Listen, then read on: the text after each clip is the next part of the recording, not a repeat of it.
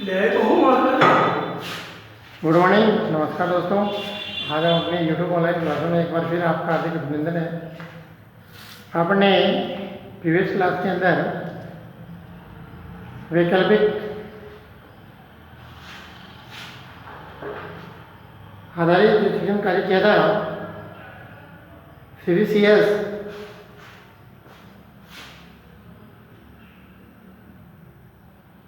ये सीवीसीएस किसके आधार पर कार्य करता है, इसी को हम आगे बढ़ाते हुए बात करेंगे। सेमेस्टर प्रणाली अर्थात दिनांक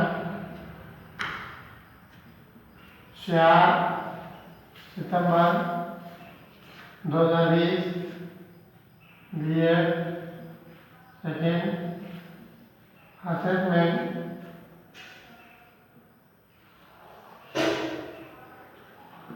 फॉर लर्निंग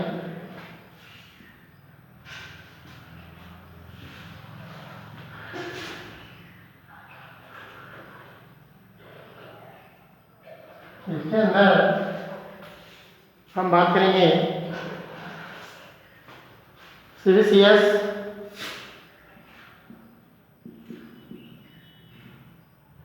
ये सीवीसीएस किस आधार पर वैकल्पिक रूप से कार्य करता है, इसके लिए हम सबसे पहले बात करेंगे सेमेस्टर।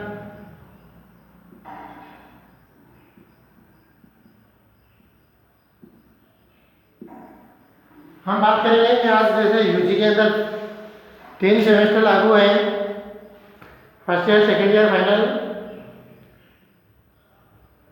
ऐसे ही पीजी में 2 सेमेस्टर है, बीएड में 2 सेमेस्टर है, कईयों में 3 है, कईयों में 4 है, तो कईयों में 5 सेमेस्टर भी आते। इस सेमेस्टर प्रणाली में क्या होता है, इसके अंदर इसका पाठ्यक्रम निर्धारित होता है जो 15 सप्ताह से लेकर के 18 सप्ताह तक, 15 सप्ताह से लेकर के 18 सप्ताह तक, या फिर 90 डेज, अर्थात यदि दोनों में से जब 90 दिन हो जाते हैं, 90 दिन होते हैं, वो 90 दिन मानते हैं जैसे 15 विद्यालय के अंदर 6 डे वर्किंग होता है, 6 डे वर्किंग के आधार पे 15 6 के 90 15 सप्ताह में हो जाता है। लेकिन कई बार क्या होता है, जैसे मान लो विंटर वेकेशन आ रहा है या मिड विंटर आ रहा है, दीपोत्सव की छुट्टियां आ रही हैं, दशहरे की आ रही है, तो उस समय क्या है 15 से वो सप्ताह कितने लग जाते हैं, 18 सप्ताह लग जाते हैं। लेकिन 18 सप्ताह के अंतर्गत छुट्टी लेकर के भी 18 सप्ताह के अंदर 90 दिन उसे वर्किंग पूरा करना होगा, और 90 दिन जब पूरा करना होगा तो उसी के आधार पर उसे उस पाठ्यक्रम को पूरा करने की अनुमति प्रदान की जाएगी उसकी। इसके बाद में आता है क्रेडिट प्रणाली। क्रेडिट प्रणाली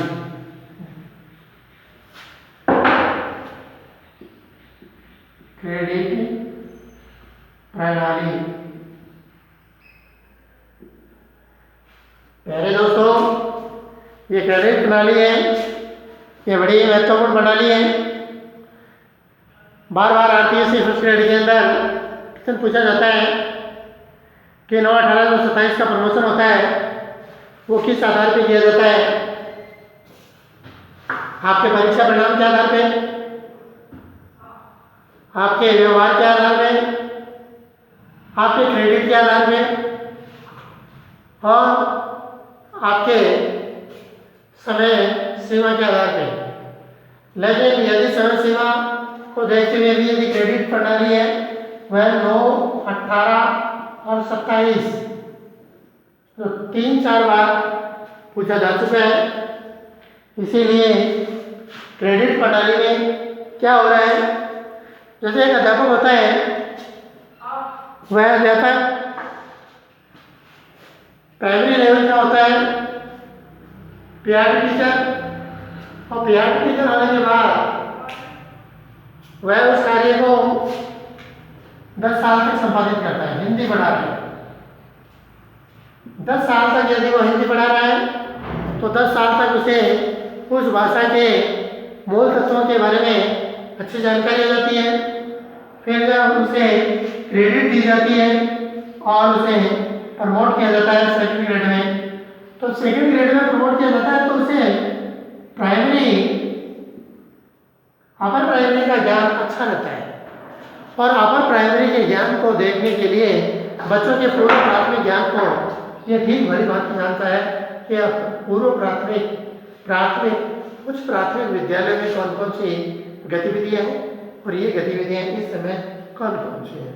तो ये क्रेडिट प्रणाली के अंतर्गत जब एक अध्यापक उस क्रेडिट प्रणाली को देखते हुए अपने पाठ्यक्रम को बड़े महत्वपूर्ण ढंग से संपादित करता है और बार बार, इसीलिए जो कहते हैं करत करत अभ्यास के जड़मति हो तो सुजान, रसरी आवत जात है सिल पर परत निशान।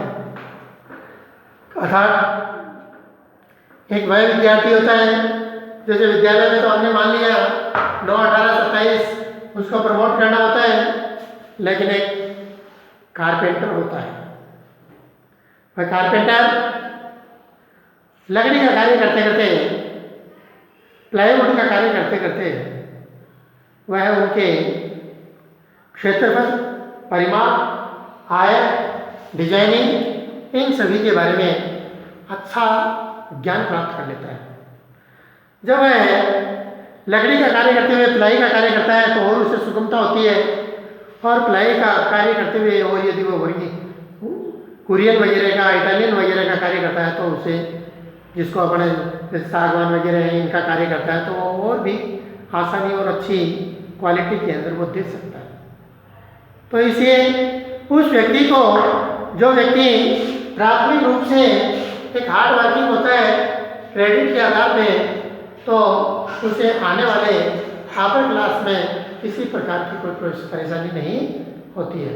जैसे एक विद्यार्थी है, वो हिंदी पढ़ा रहा है या संस्कृत पढ़ा रहा है, संस्कृत पढ़ा रहा है, संस्कृत का मातृभाषा में अनुवाद करता है, अनुवाद कर रहा है या व्याकरण पढ़ा रहा है, तो जो विद्यार्थी संस्कृत के व्याकरण पढ़ा रहा है वह विद्यार्थी हिंदी के व्याकरण पढ़ाने में कोई कठिनाई महसूस नहीं करेगा, क्योंकि उसे तत्समय, तद्भव है, संधि है, समास है, उपसर्ग है, प्रत्यय है, शब्द संरचना है, इन सभी का अच्छा ज्ञान होता है।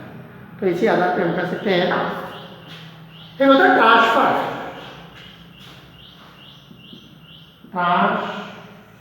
प्रणाली। क्या होती है ट्रांसफर प्रणाली? ट्रांसफर प्रणाली के तहत अंतर्गत एक विद्यार्थी साइंस पढ़ाता हुआ मैथ पढ़ा रहा है। आपने बहुत बार देखा होगा कि कुछ अध्यापक होते हैं जो 2 विषय से पीजी होते हैं या एक विषय से पीजी होते हैं। जैसे मान लो आपने ज्योग्राफी से पीजी किया,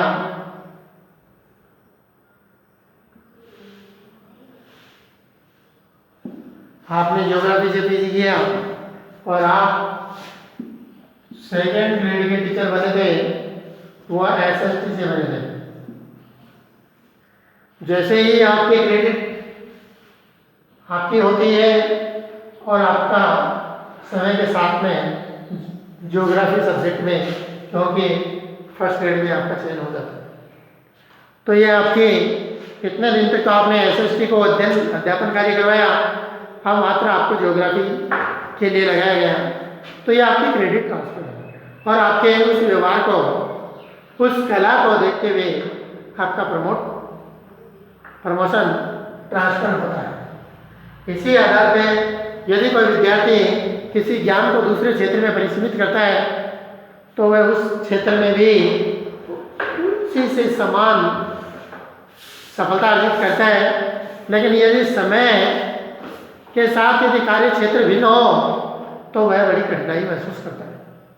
जैसे एक अंग्रेजी के अध्यापक को, तो आप एक हिंदी भाषी राष्ट्र से आते हैं, हिंदी प्रांत से आ रहे, राजस्थान से, और यदि आपको तमिलनाडु या केरला में भेज दिया जाए तो आपको वहाँ की मातृभाषा के लिए बड़ी कठिनाई होगी। तो वहाँ पर आपका जो ट्रांसफ़र है वो एक कठिनाईपूर्ण होगा। यदि आप कार्य कर रहे हैं ग्रेज का और ग्रेज का कार्य करते करते आपको बिल्डिंग लाइन का दे दिया जाए तो आपके लिए वो क्रेडिट दुष्कर है। इसी प्रकार हम कह सकते हैं विकल्प आधारित शिक्षा प्रणाली योजना, विकल्प आधारित शिक्षा प्रणाली योजना के अंतर्गत सेमेस्टर प्रणाली होती है, क्रेडिट प्रणाली है और ट्रांसफर प्रणाली है। पहले दोस्तों कल ही आपका वीडियो अधिक होने के कारण बहुत बार प्रयास किया गया लेकिन वो अपलोड नहीं हो पाया, इसलिए आज थोड़ा लघु वीडियो बना करके ही इस एक टॉपिक को क्लियर करते हैं। धन्यवाद, नमस्कार।